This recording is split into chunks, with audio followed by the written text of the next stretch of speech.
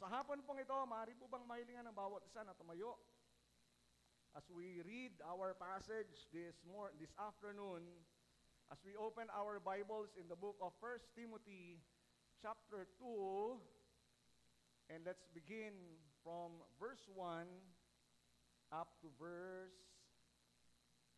7. Ayan. Nakita na po natin, 1 Timothy chapter 2, beginning verse 1, hanggang verse 7 na po natin. No? Isama na po natin yung verse 7. Sabi po rito, first of all, then, I urge that entreaties and prayers, petitions, and thanksgiving be made on behalf of all men, for kings, and all who are in authority, so that we may lead a tranquil and quiet life in all godliness and dignity. This is good and acceptable in the sight of God our Savior, who desires all men to be saved and to come to the knowledge of the truth.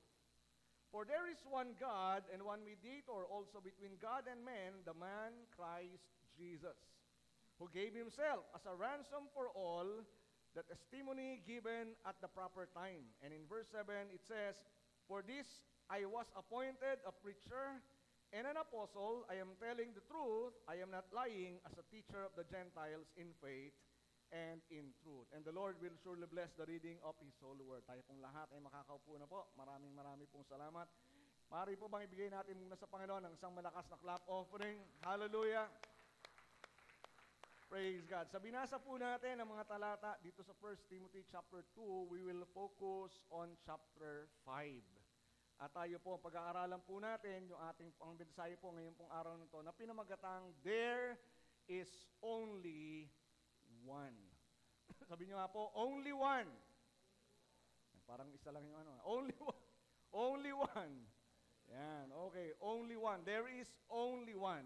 You know, bago natin pag-aralan itong mga talata pong ito, yung verse 5, ang bawat isang tao po, regardless of their background, regardless of their achievement, regardless of their moral effort, ang bawat isang tao po, we faces a dilemma na kung saan ang lahat ng tao, katulad ng pinahayag ng salita ng Diyos, meron tayong problema, and that problem is that we have sinned, all people have sinned against a holy God. Okay, yun po yung isang katotohanan doon. At kung tayo po ipababayaan lang, kahit po we cannot bridge the gap. Okay? So, nahiwalay tayo sa Diyos and we cannot just repair it. Regardless of our religious affiliation, regardless of our, sabihin natin, kakayanan, good works, even our best behavior, hindi po natin ito kayang solusyonan on our own. Nandito po ba tayo? But the good news is, ang Diyos mismo ay gumawa ng paraan so that despite you and me na makasalanan, na hindi natin kayang iligtas ang ating sarili, God Himself, who is, by the way, the offended party, tayo'y nagkasala sa Kanya, He was the one who made the way so that you and I, or anybody, regardless of their affiliation, regardless of their culture, regardless of their nationality and even economic status or anything, ay pag sila'y tumawag at lumapit sa Diyos at sa pamamagitan ng Panginoong Hesus, they will be reconciled to Himself. That's the good news. Kaya dito po, going back, dito sa 1 Timothy chapter 2, verse 5, si Paul po, he summarized the very heart of the gospel. Ano po? Sinamarize niya yung pinaka-sentro ng mabuting balita. And the very center of the good news is that there is one God and there is only one who can bring us to God, and that is the Lord Jesus Christ. Amen po ba? Nandyan pa po ba kayo? Kaya po ito po, yung passage po na ito, this is a declaration ng kaligtasan. It's not about human effort. It's not about our achievements or our religious activities. Ito pong talata pong ito, it is about God's gracious provision through Jesus Christ. So ano sabi ng verse 5? Ulitin po natin, for there is only one God. Sabi ng New Living Translation Bible, for there is one God and one mediator who can reconcile God and humanity, the man, Christ Jesus. So, kaya title natin, There is Only One. The first thing na gusto ko pong iwanan po sa atin ngayong pong hapon na ito, na makikita natin dito sa 1 Timothy chapter 2, verse 5, there is only one God who desires all people to be saved. There is only one God. Sabi ng 1 Timothy chapter 2, verse 5, for there is one God. Isa lang ang Diyos. Of course, in reality, ang daming Diyos-Diyosan. Amen? Aware tayo ron. But, yung totoong Diyos, real God, pinakatotoong Diyos, nag-iisa lang. Hindi pwedeng maraming Diyos. Maraming Diyos-Diyosan. But there is only one true God. And that's what Paul is saying. At pagamat nag-iisang tunay na Diyos, God's oneness means God's salvation is also universal in scope. Naunawaan po ba natin? Na ang Diyos, bagamat siya'y iisa, ganun din ang sakop ng kanyang kaligtasan na iniaalay o iniaalok ay para sa lahat. It's not offered to a particular or limited race only. Jesus died for everyone.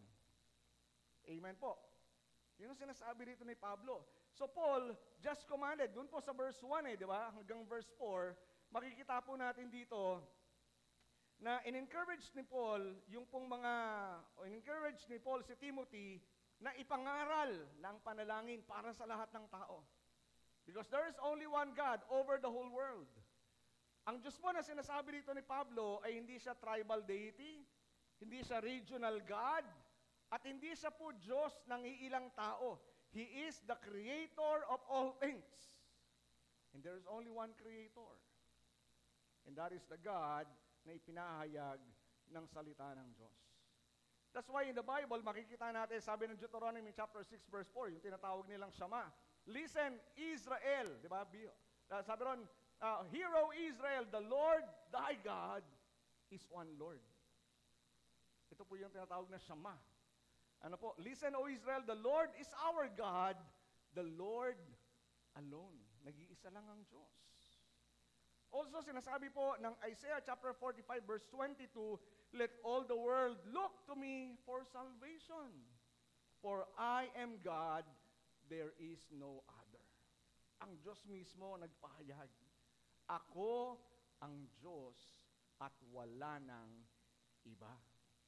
Of course, sabi ko nga kanina, napakaraming mga Diyos-Diyosan, mga Diyos-Diyosang may mata na hindi nakakakita, may tenga hindi nakakarinig, may kamay nga pero hindi nakakakilos, may paa hindi nakalalakad. But the God of the Bible na sinasabi po rito, who revealed Himself to us, is the only true God na kung saan lumalang ng lahat ng bagay out of nothing. Amen? And because there is only one God, yung pong offer ng salvation, His offer of salvation extends to every person. Okay?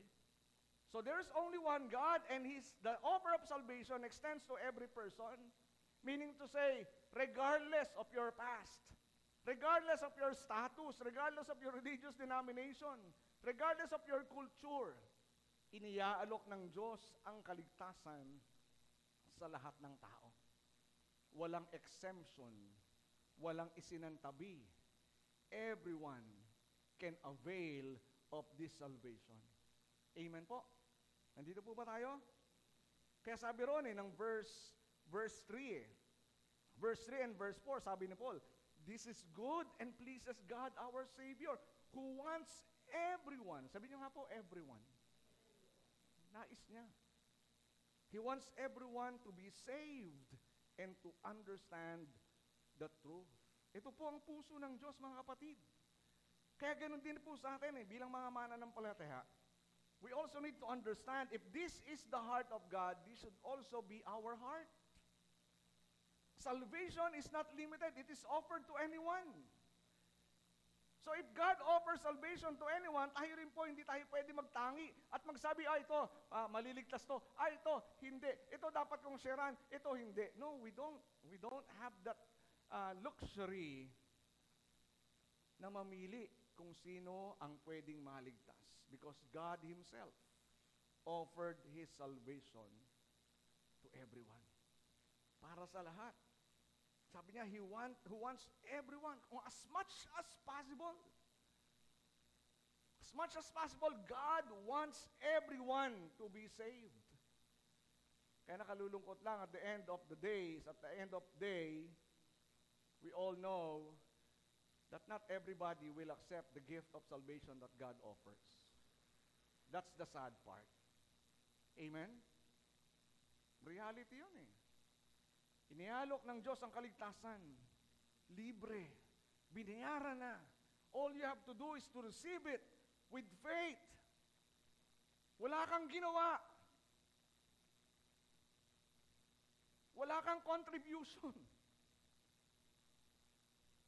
And yet, there are people who will rather choose to do it their own way.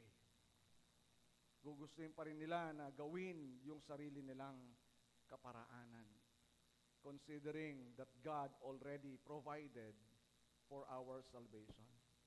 So dito po, makikita rin po natin that God is holy and humanity is separated from Him. Bakit gusto ng Diyos na ang lahat ay maligtas? Meaning to say, tayo po bilang mga tao, we are not saved. And why are we not saved? Because we were all separated from God. Walang tao na hindi nawalay sa Diyos. Excuse me po. Walang tao. Lahat ng tao.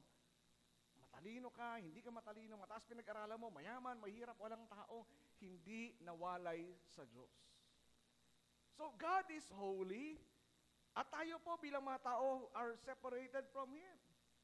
So although God desires fellowship with us, ano naghihiwalay sa atin sa Diyos? Kasalanan. Amen? Sin separates. Kaya kung mabalikan natin doon sa Genesis, after God created the first human beings, they had a fellowship daily. Walang nagwalay sa kanila.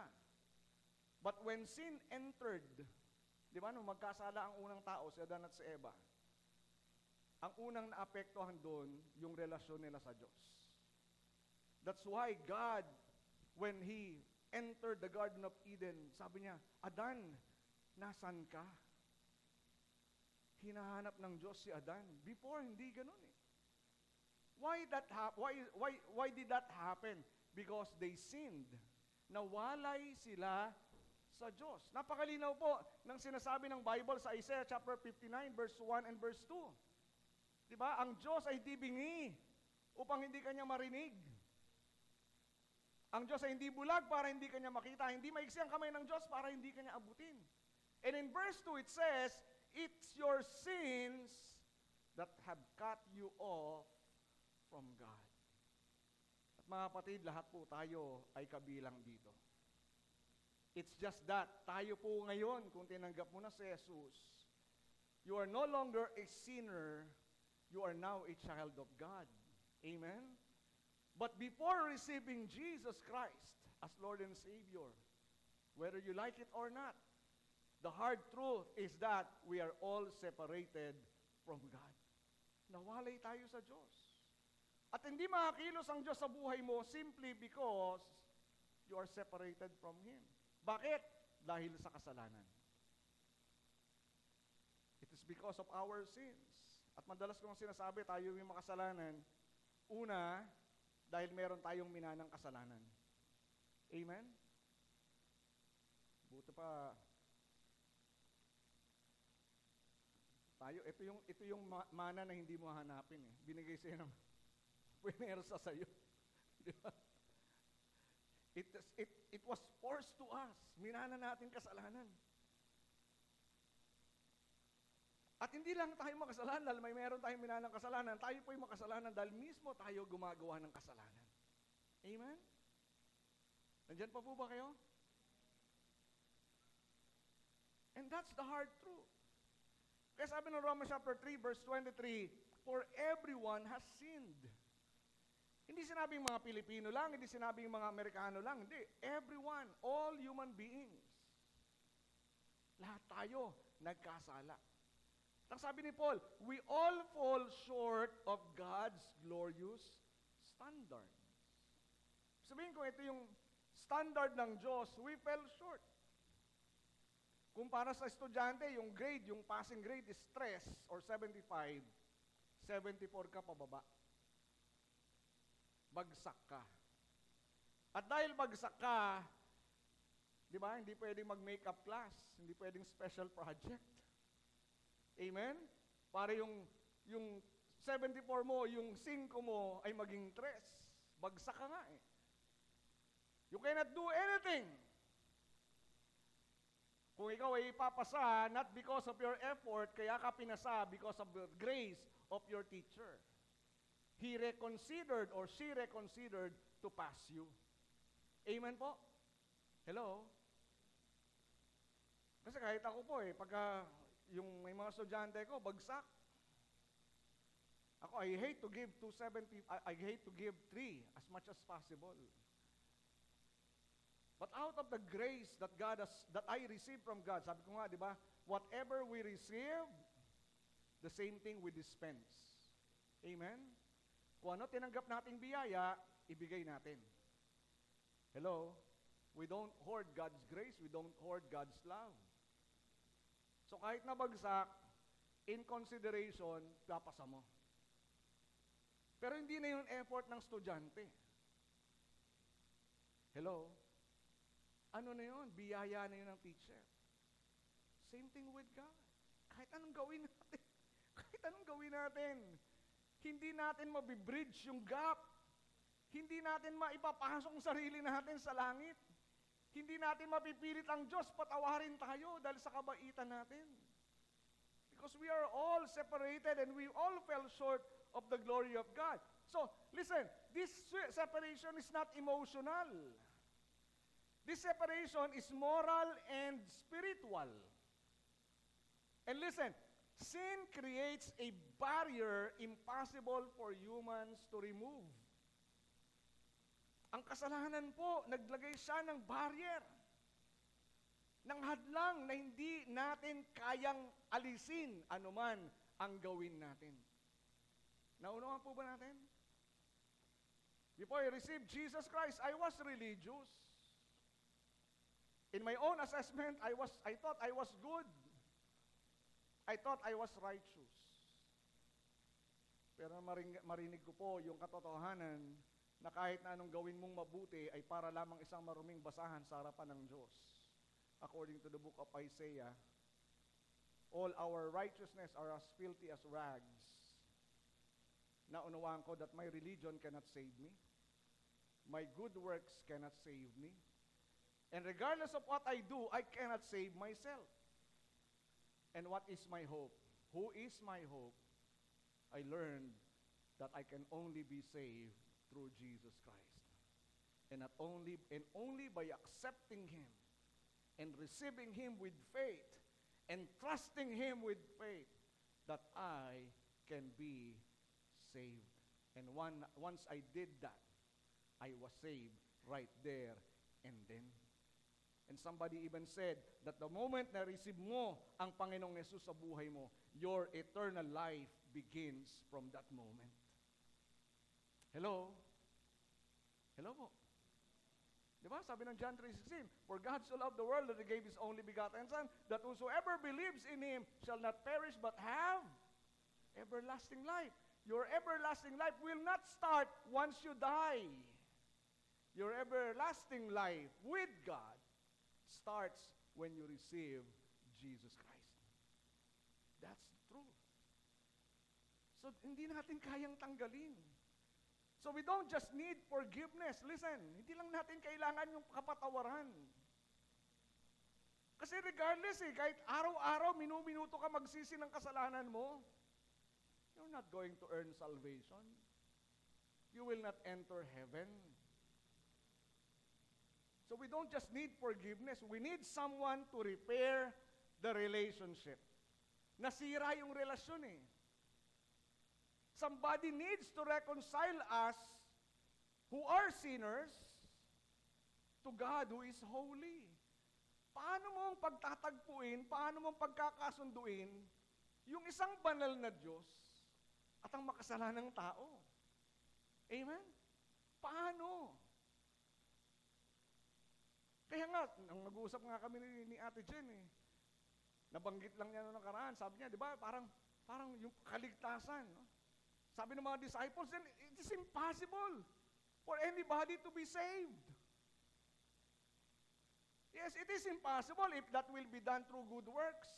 But Jesus said, with men, this is impossible, but with God, it is possible. And God gave the way. Amen po? God gave the way. Imagine kung walang ginawa ang Panginoon, lahat tayo, saan ba direksyon nating lahat? Lahat tayo patungo sa kapahamakan. Because the Bible says in Romans 6:23, ang kabayaran ng kasalanan ay kamatayan. Amen po? Ang katotohanan, lahat tayo nagkasala, so lahat tayo dapat magbayad ng kasalanan. Amen? Anong klaseng kabayaran yan?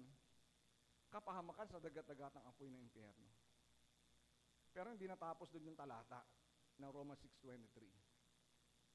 Yung kalahating bahagi ng talata, ngunit ang regalo ng Diyos ay kaligtasan sa pamamagitan ni Hesukristo. Amen? Kung nandun lang, yung first part lang nung verse, we are hopeless. But the wages of sin is death. Naku, paano yan? Kabayaran ng kasalanan ay kamatayan. Okay, nandun ako. That's already a given. Makasalanan ako at mapapahamak ako dahil sa aking kasalanan. Kung natapos yung talata, doon yun na yun. Wala na tayong pag-asa.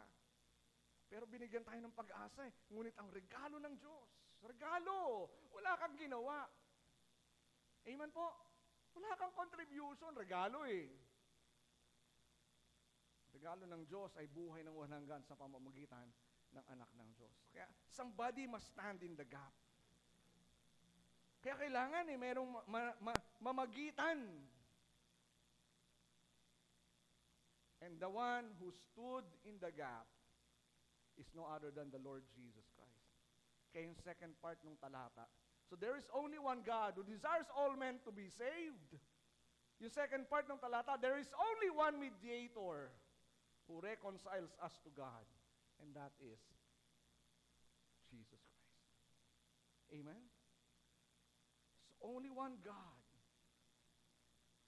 who wants all men to be saved. There is only one mediator can reconcile us to God, and that is Jesus Christ. Yun yung sinabi ng ikalawang bahagi ng talata. And one mediator who can reconcile God and humanity, the man Christ Jesus. That's the reason why when Jesus died on the cross, while hanging on the cross, di po ba? It is as if sa kanang kamay ng Diyos, hawak niya ang banal na Diyos. At sa kaliwang kamay naman, hawak niya ang makasalanan ng tao, and through His death, He was able to reconcile the holy God and the sinful humanity. Amen?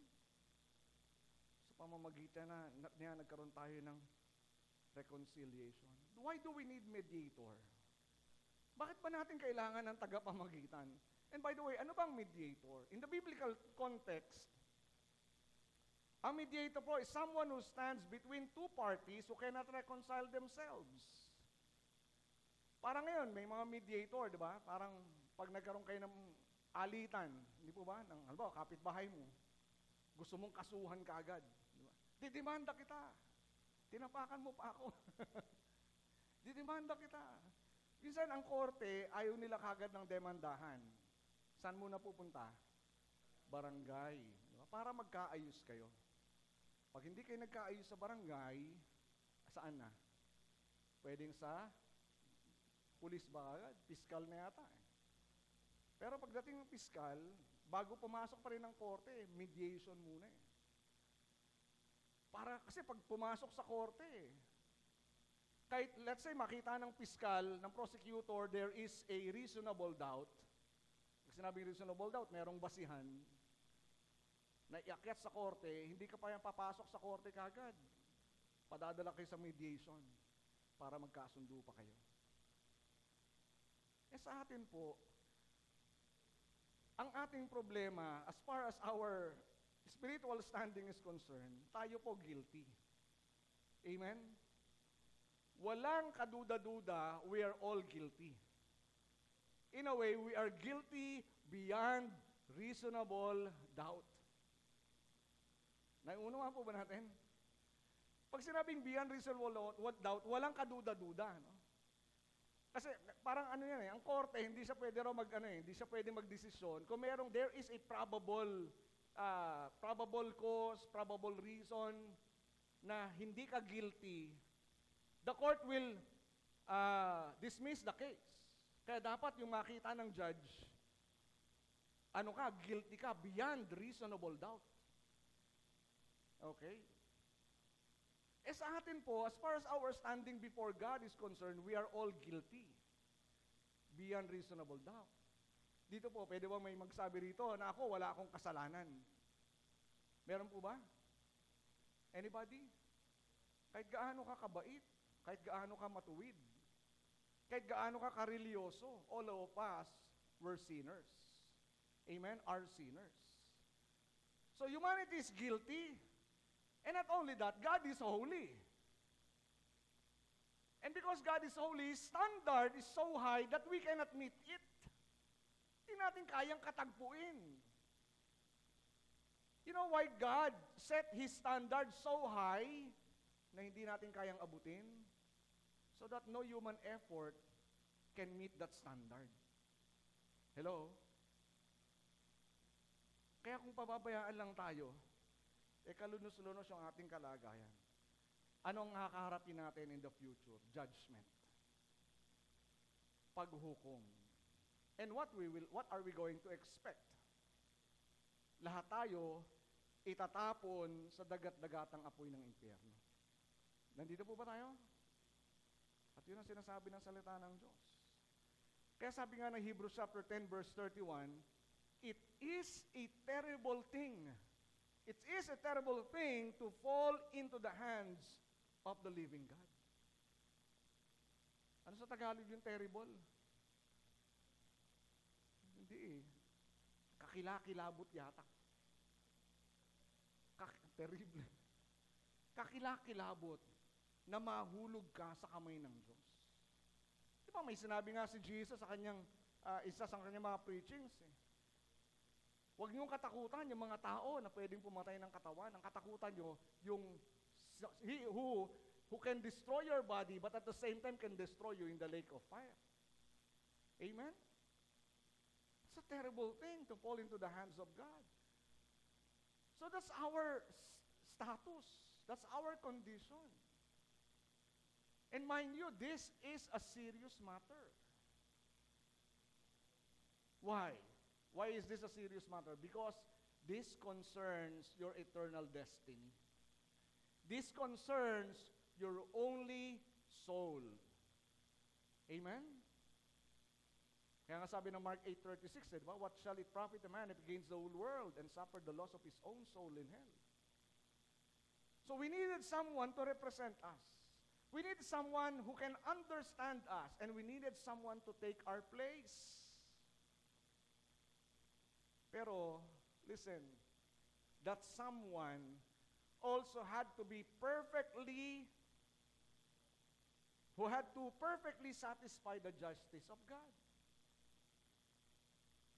Ang tanong po, may tao po ba na perpekto na sa kanyang gagawin, kaya niyang isatisfy yung hinihingi ng hustisya ng Diyos? There is no human being who can do that, since all of us are all sinners. Amen? No one can do that. So, sino yun? Who is that someone who is perfectly satisfied, who perfectly satisfy the requirements of the justice of God? And that is Jesus Christ. Kaya sinasabi ni Paul, there's only one God and one mediator between God and man, the man Christ Jesus. So Jesus alone qualifies as the mediator. Siya lang, wala nang iba. Hindi pwede mayroong ibang tagapamagitan. Jesus is uniquely qualified. Why? Why is Jesus uniquely qualified? Because He is fully God and He is fully human. Amen? Kasi kung mamamagitan ka, dapat you represent both sides. Hindi pwedeng mediator ka, pero pinapanigan mo yung nasa rakanan mo. Andun yung biases. Andun yung bias mo. Kaya walang tao na pwedeng gumawa nun because all of us as human beings, we all have our biases. Amen?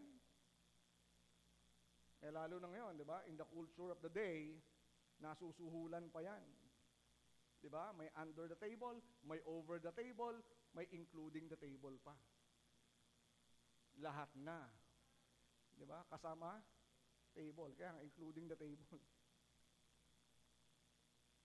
So Jesus alone, He is fully God and He is fully man. Kaya ano sabi ng Philippians chapter 2, verse 6 and verse 7? Though He was God, amen? Paul was referring to Jesus Christ. Though He was God, He did not think of equality with God as something to cling to.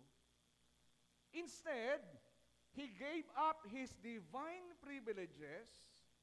He took the humble position of a slave and was born as a human being when He appeared in human form. Kasi before Jesus became human, alam natin, sabi ng John chapter 1 verse 1, in the beginning was the Word, and the Word was with God, and the Word was God. Amen? Who is Jesus before becoming human? He is the Word. Who is the Word? He is the Son. Who is the Son? The second person of the triune God. The Father is God, the Son is God, the Holy Spirit is God. And the second person, sabi ng John chapter 1 verse 14, who is God, He became flesh. And the Word became flesh and dwelt among us, and we beheld His glory as of the only begotten Son of the Father, full of grace and truth. Nagkatawang tao siya. Bakit nagkatawang tao si Jesus? Para sa iyo at para sa akin. Bakit nagkatawang tao ang Diyos? Sino ba ililigtas ng Diyos? Tao. Hindi naman kalabaw eh. Amen? Kung ililigtas ng Diyos kalabaw, nagkatawang kalabaw siya. Yun ba? He must represent both God and man. Kaya walang tao na pwedeng mag-qualify as mediator. Kasi dapat Diyos ka and at the same time, tao ka. So the only one who qualified in that position is no other than Jesus Christ. The only one mediator. So walang religious leader, walang propeta, walang anghel, walang santo na pwedeng mag-claim niyan. Only Jesus can claim that. Hindi pwede kung kanino ka lalapit. That's why Jesus said, di ba, I am the way, the truth, and the life. No one can come to the Father except through me. He can boldly say that because that's the truth. Wala kang ibang daan na pwedeng puntahan, gamitin. Only Jesus is the way. Amen po? Yung popular philosophy and idea ngayon, all religion leads to God. That is wrong. If you believe that philosophy, you're definitely 101 wrong. Because not all roads leads to God. There is only one road that leads to God, and that is Jesus Christ. No one, no religious leader in the face of the earth, even in history, can claim that. Lahat ng mga religious leader, tanungin nyo sila, sasabihin na sa gumawa ka ng mabuti, gumawa ka ng mabuti, gumawa ka ng mabuti. Puro sa'yo. And no amount of goodness can satisfy God's justice. Only Jesus claimed that qualification. So only Jesus, listen, only Jesus lived a sinless life. When Jesus became human, hindi siya nagkasala kasi unang-una wala siyang kasalanan. Amen? Bakit ang diablo nung tinukso si Jesus, The devil has no hold against Jesus because he doesn't have sin. Walang hold ang diablo eh. He can tempt Jesus, yes. Is there a possibility for Jesus to fall into temptation? No, because he has no sin. He has no sinful nature. So why was he tempted? So that he can identify with all of us who were tempted. Ang problema lang, kaibahan lang natin sa Panginoong Yesus, tayo, pag tinukso, ano nangyayari? Bumabagsak tayo sa tukso. Nag-fasting ka, 40 days, 40 nights. Lumabas ang diablo, sabihin mo sa'yo, gawin mo ang tinapay ito, malamang ginawa natin buong tinapay, baka gumawa pa tayong bakery. Well, anyway, only Jesus died. Tingnan niyo po only Jesus lived a sinless life. Only Jesus died a sacrificial death. And only Jesus rose again from the dead. Amen. Naunawan po ba natin? Sino hindi nagkasala? Sino nabuhay na walang kasalanan? Si Jesus lang. Walang religious leader. Tingnan niyo ang history. Regardless kung sino man yung religious leader na yan. Walang pwede mag-claim na wala silang nagawang kasalanan. Only Jesus lived a sinless life. Wala ring religious leader na nagsabi o namatay, hindi para sa sarili niya, kundi para sa iba. Only Jesus died a sacrificial death. At walang religious leader na pwede mag-claim na matapos niyang mamatay, nabuhay siya maguli. Only Jesus died, but after 3 days, nabuhay na maguli mula sa kamatayan. Amen? Jesus is the only one who qualifies to be the mediator. There is only one mediator. Hindi si Maria, hindi mga santo, no any religious leaders, walang human good works. Only Christ and only Him is the only mediator. Amen? Palakpakan nga po natin ang Panginoon. Hallelujah! Kaya sabi ng Diyos sabi ng Bible di ba? For God made Christ, sabi ng 2 Corinthians 5:21, for God made Christ who never sinned to be the offering for our sin, so that we could be made right with God through Christ. If we look carefully this particular verse, di ba? Sabi ng ginawa ng Panginoon si Kristo na hindi nagkasala, na maging alay para sa ating kasalanan. Meaning to say, si Jesus namatay, hindi dahil sa nagkasala siya, namatay para sa kasalanan mo at kasalanan ko. At sa pamamagitan ng kanyang kamatayan sa krus, tayo na nampalataya sa kanya ay maging matuwid, hindi dahil tayo mabait, hindi dahil tayo religyoso, hindi dahil tayo mabuti, tayo maging matuwid sa harapan ng Diyos sa pamamagitan ni Jesus. Amen? You are righteous not because you do righteous things. You are righteous simply because of the righteousness of Jesus Christ imputed on you. Amen? Hindi mo pwedeng sabihin sa Panginoon, Lord, mabait ako kasi mabait ako Matuwid ako sa iyong harapan Wala akong nagagawang kasalanan Mabait ako Masunurin ako You cannot boast before God. Kaya tayo nakakalapit sa Diyos, bagamat siya'y banal. Hindi dahil matuwid ka. Kaya tayo nagiging katanggap-tanggap sa Diyos simply because of the righteousness of Jesus in you. And lastly, diba, Jesus reconciles us through His sacrifice.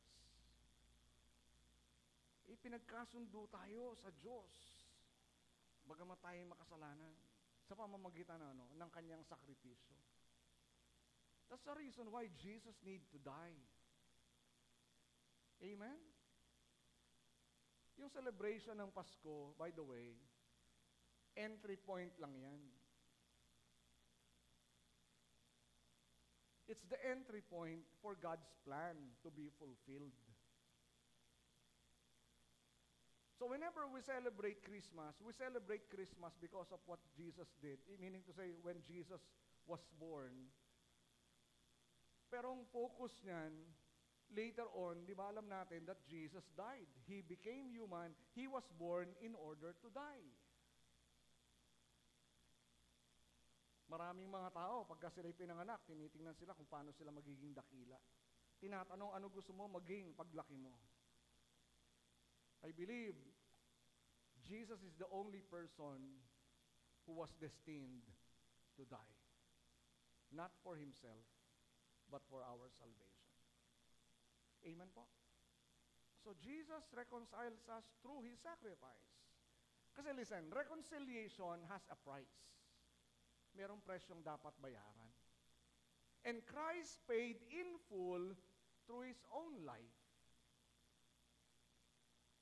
Kasi may justice system ang Diyos eh.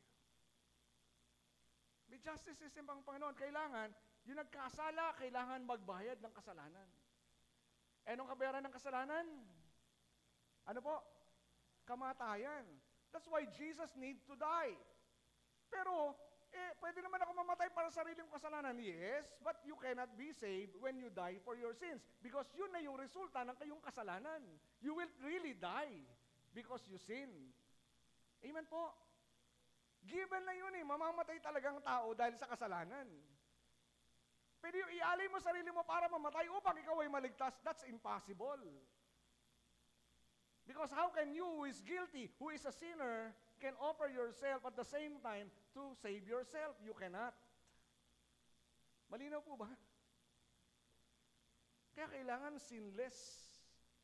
That's why dito po, si Paul, he emphasized that Jesus mediates not by negotiation, but by sacrifice. Di ba yung mediator, ang ginagawa niya, nagne-negotiate. O ano ba talagang gusto mo mangyari? Ito, gusto ko mangyari, ganyan-ganyan. O ikaw, tatanggapin mo ba yung gusto niya mangyari? Pag sinabi nung kabilang partido, okay, tatanggapin ko po. O sige, magkasundo kayo. Ito kasulatan, pirmahan nyo. O mediated na. Nagkasundo na sila based on the mediation. Amen? Negotiation. Pero yung reconciliation natin sa Diyos, hindi negotiation. Kailangan ng sakripisyo. Kailangan may mamatay. And from the very beginning, mind you mga kapatid, from the very beginning, para lamang pagtakpan ng kasalanan ng tao, kailangan merong inosenteng mamatay. Di ba doon sa Garden of Eden, na magkasala ang tao, nakita nila that they were both naked. Amen? At nahiya sila. Nung makita nila, ay, di ba? Ano ginawa nila? Nagtahi sila ng mga dahon. Human effort yun eh. Will that suffice? No. Ano ginawa ng Diyos? Para damitan sila ng tama. Binigyan sila ng balat ng hayop. Saan galing yung balat ng hayop? Nahulog lang kung saan? Saan po? Saan po? Sa mananahi. Di ba, kailangan may mamatay na hayop para yung balat niya ay gamitin para idamit sa unang tao. And that animal never sinned. It was innocent. The animal that died during the time of Genesis was a symbol of Jesus Christ, who died, who was innocent, sinless, and yet died and sacrificed himself for our redemption and salvation. Kasi hindi natin kayang iligtas ang sarili natin. That's why Paul emphasized na kailangan ni Jesus mamatay. Kaya sabi ng verse 6 ng 1 Timothy chapter 2, He gave His life to purchase freedom for everyone. For everyone, ibig sabihin, it includes everyone, ang bawat isa sa atin. So don't set aside yourself. Huwag mo sabihin, ako sobrang dami kong kasalanan, hindi ako pwede mapabilang dyan. No? Regardless of your past, regardless of your sin, regardless of your rebellion, regardless of who you are included with the redemption that Jesus paid by His own life. Amen? He died. Sabi rito, He purchased, He gave His life to purchase freedom for everyone. So Jesus reconciled us with God, yung kanyang reconciliation sa Diyos, na ginawa niya kumpleto. Walang kulang. Wala kang pwedeng idagdag. Amen? Your salvation is complete. Are we here po? Ulitin ko po. Our salvation is complete. May maidadagdag ka pa sa kaligtasan mo? Meron po bang kulang ang kaligtasan mo? Does it lack anything?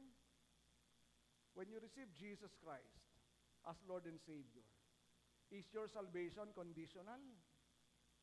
Hello? Does it lack anything? Or is it complete? Is it? It is complete. Wala kang pwedeng idagdag. So, kompleto. The price has been paid. Wala nang hiningi pang ibang presyo ang Diyos. It has been paid in full. At ang ebidensya po na nasatisfy yung justice ng Diyos, yung demand ng justice ng Diyos, ay nung mabuhay si Jesus mula sa kamatayan. That is the definite proof that God's judgment was satisfied. Because, listen, if Jesus did not rose again from the dead, it means His sacrifice was made, parang was nothing. But since Jesus rose again from the dead after 3 days of His death, it means that God's justice was satisfied.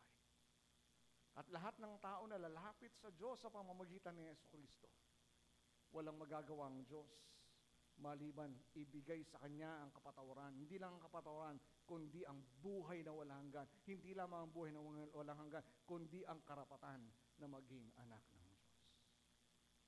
Amen?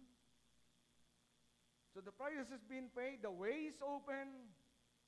Reconciliation is God's gift, not human achievement. Ulitin ko po, reconciliation is God's gift, not a result of human achievement. Kaya ka ngayon merong relasyon sa Diyos. Kaya ngayon pwede mo nang tawagin ng Diyos na Ama. Amen? At ikaw ay anak. Bakit? Dahil ba mabait ka? Hindi. Dahil ba nagsisi ka ng kasalanan? Hindi. Kaya ngayon pwede mo nang tawagin ng Diyos na Ama, Daddy, Aba. Ano man ang tawagin gusto mong tawag? Itay. Di ba? Bakit? Because Jesus died for you and you put your faith on Jesus Christ. You receive Christ as Lord and Savior. Kaya sabi ng Hebrews chapter 9 verse 12, with His own blood, not the blood of goats and calves, He entered the most holy place once for all time. Listen, once for all time. Hindi na mauulit yun. Isang beses lang yun. Jesus will not come again to die. That's only once. Once for all time and secured our redemption forever. Hello? And secured our redemption forever. Once for all time. That's why, yung kamatayan ni Jesus sa krus ng Kalbaryo, nangyari more than 2,000 years ago, it's still effective today. It will still be effective tomorrow. It will still be effective kahit sa gitna ng tribulation, may mga tao pa rin na tatawag at mananampalataya kay Jesus na maliligtas. For everyone who calls on the name of the Lord will be saved. As I close, chinek ko, kung meron bang bansa, kasi tinanong ko lang, search ko, kung sa Pilipinas ba allowed yung substitution. Bawa, yung isang tao, si Juan, the court found him guilty beyond reasonable doubt. Pwede bang si Pedro ang magbayad ng kasalanan ni Juan sa Pilipinas? Hindi pwede. Sa ibang bansa kaya, meron bang bansa na pwedeng substitution? Yung guilty, ang magbabayad ng kanyang kasalanan, yung iba. And I found out there is no country that allows that kind of substitution. Criminal liability is a personal one. Meaning to say, kung ikaw ang nagkasala, ikaw ang dapat magbayad ng ginawa mong kasalanan. Naunawaan po ba natin? Historically, there are some cultures that allowed it in the past. And biblically speaking, it's a good thing, mga kapatid, that God allowed it in His system. Kaya lang, yun nga, it became possible. Bakit? Unang-una, God is the offended party. Kanino tayo nagkasala? Sa Diyos. So, He is the offended party. Sino ang nagbigay ng batas? Ang Diyos. He is the lawgiver. Amen? He is the lawgiver. Sino ang hukom? Ang Diyos. He is the offended party. He is the lawgiver. He is the judge. And not only that, sino ang nag-provide ng kabayaran para magkaroon ng substitute? Ang Diyos. He provided everything. It became possible because He was the offended party, He was the lawgiver, He was the judge. But despite of all that, out of the goodness of the heart, the graciousness of God, the mercy of God, the love of God, He provided substitution through the death of His own Son so that we can be reconciled to Himself. Amen? Why, God is so good. Kaya sa hapon pong ito, as we stand before the Lord right now, sa ating pagtayo sa harapan ng Diyos,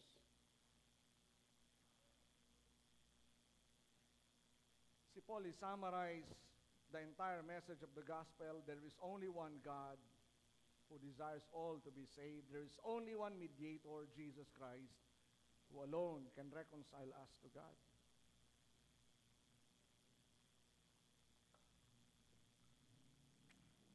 Walang multiple mediators. Walang multiple paths to God.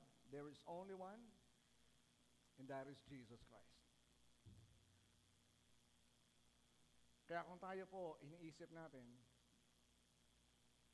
let's say, wala ka pang personal na relasyon sa Diyos, and you're thinking that pwede kang maligtas dahil mabait ka, pwede kang maligtas dahil religyoso ka, may relihiyon ka, you are greatly mistaken. Ang tao ay maliligtas, napakalinaw sa sinasabi ng salita ng Diyos, pamamagitan lamang ni Jesus. Ngayon, ikaw naman, tinanggap mo na si Jesus bilang Panginoon na tagapagligtas. At iniisip mo na kailangan mo pang dagdagan ang kaligtasan na binigay sa iyo ng Panginoong Jesus, nagkakamali ka rin. Because the salvation that you receive from God through Jesus Christ is complete.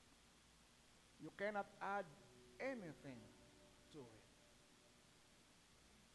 It was a result of God's grace and goodness through His Son. Kaya po sa atin, as we come before the Lord this afternoon, hayaan po natin ang mapuno ang puso natin ng pagpapasalamat. Without the sacrifice of Jesus on the cross, wala tayong kakaharapin kundi ang kapahamakan sa dagat-dagatang apoy ng impyerno. That's our destiny. That is our destination. But thank the Lord for His goodness. Thank the Lord for His grace. That He provided the way. Yung presyong binayaran ng Diyos ay hindi napakamurang presyo. Hindi napakasimpleng paraan. Ang kabayaran ng ating kaligtasan ay walang iba kundi ang nag-isa at bugtong na anak ng Diyos. Can you imagine that? And if we really understand the gravity of that sacrifice, walang dahilan para hindi mapuno ng pagpapasalamat ang puso mo for the great salvation that you have received through the goodness of God. Amen? As we close our eyes, as we bow our heads, wala kang katiyakan na kung ang buhay mo'y kukunin ng Diyos sa araw na ito, wala kang kasiguruhan ng buhay na walang hanggan. Hindi aksidente kung bakit tayo narito. Hindi aksidente kung bakit mo narinig ang mensaheng ito. Dahil mahal ka ng Diyos. Tulad ng ating napag-aralan, nag-iisa lang ang Diyos, ngunit nais niyang maligtas ang lahat. At ang ating kaligtasan ay hindi dahil sa ating mabuting gawa, hindi sa anumang reliyon, kung hindi sa pamamagitan lamang ng nag-iisang tagapamagitan na walang iba kundi ang Panginoong Hesus, na namatay at nabuhay na maguli para sa ating katubusan. Kaya habang tayo pong lahat ay nakayukot, nakapikit sa mga sandali pong ito, kung nais po nating tanggapin ang regalo ng kaligtasan na iniaalok ng Diyos, simple lang ang ating dapat gawin, tanggapin si Jesus sa ating buhay. Hindi mo tatanggapin ang anumang pangalan ng anumang reliyon. Hindi mo tatanggapin maging ang pangalan ng YECC. Hindi mo tatanggapin ang sino man. Ang tatanggapin mo ay walang iba kundi si Jesus, na Diyos na nagkatawang tao, namatay, ngunit nabuhay na muli para sa iyong kaligtasan. Habang tayong lahat ay nakayukot, nakapikit, kapatid, kaibigan, nakikinig ang Diyos, huwag nating sayangin ang pagkakataong ito. Tanggapin mo ang kaligtasang inialok ng Diyos. Ngunit ito ay iyong desisyon, personal mong desisyon, whether to receive Him or to reject Him. Kung nais natin tanggapin ang Panginoong Hesus, kasama ang kapatawaran, buhay na walang hanggan, at karapatan na maging anak ng Diyos, sabihin mo ang panalangin ito. Sabihin mo, amang Diyos na sumasalangit. Sige, sabihin mo, huwag ka maya, amang Diyos na sumasalangit. Marami pong salamat sa iyong pag-ibig sa akin. Bagamat ako'y nagkaasala, inibig mo ako. Ibinigay mo ang iyong nag-iisang anak, ang Panginoong Hesus, upang mamatay, bayaran ang aking kasalanan. Narito po ako, nagpapakumbaba, nagsisisi sa lahat ng aking mga kasalanan. Binubuksan ko po ang aking puso. Tinatanggap ko si Jesus bilang aking Panginoon at aking tagapagligtas. Salamat po sa kapatawaran, sa buhay na walang hanggan, at sa karapatan na maging anak ng Diyos. Mula sa araw na ito, sa iyong mga kamay, ipinagkakatiwala ko ang aking buong buhay. Salamat po sa pangalan ni Jesus. Ako na lamang po mananalangin. Kung ipinanalangin po natin ang panalangin yun, God is true to His Word, na kung tinanggap mo si Jesus sa iyong buhay, ikaw ay nagkaroon ng kapatawaran, ng buhay na walang hanggan, at ng karapatan na maging anak ng Diyos. And as children of God, we are all entitled to God's blessings and resources. Father, narito po kami na lumalapit sa iyo bilang iyong mga anak. Panginoon, batid mo po ang pangangailangan, kalagayan ng iyong mga anak. Ang aming mga pagsubok na kinakaharap, kabigatang dinadala, mga problema, Panginoon, ng aming mga buhay at pamilya. Panginoon, kami lumalapit sa iyo at nananalangin. Salamat dahil bilang mga anak, kami po, Panginoon, ay karapat-dapat sa iyong mga pagpapala. Hindi dahil kami mabait o matuwid, kundi dahil sa aming relasyon sa Panginoong Hesus.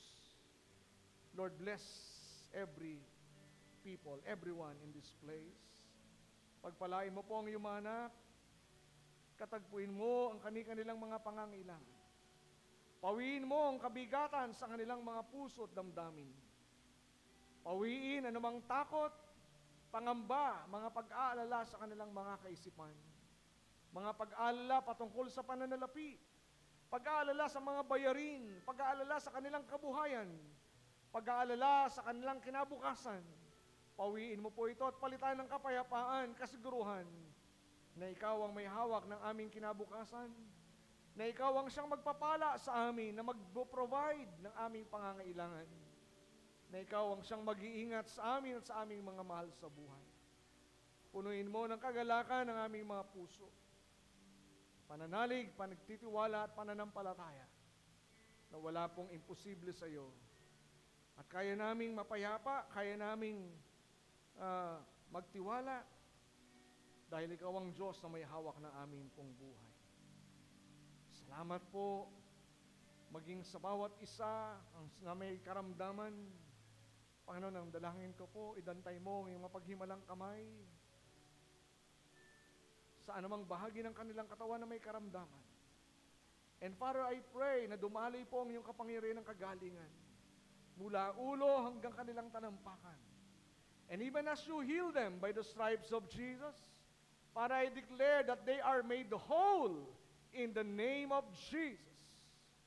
For you are our healing God. Ikaw ang aming dakilang manggagamot.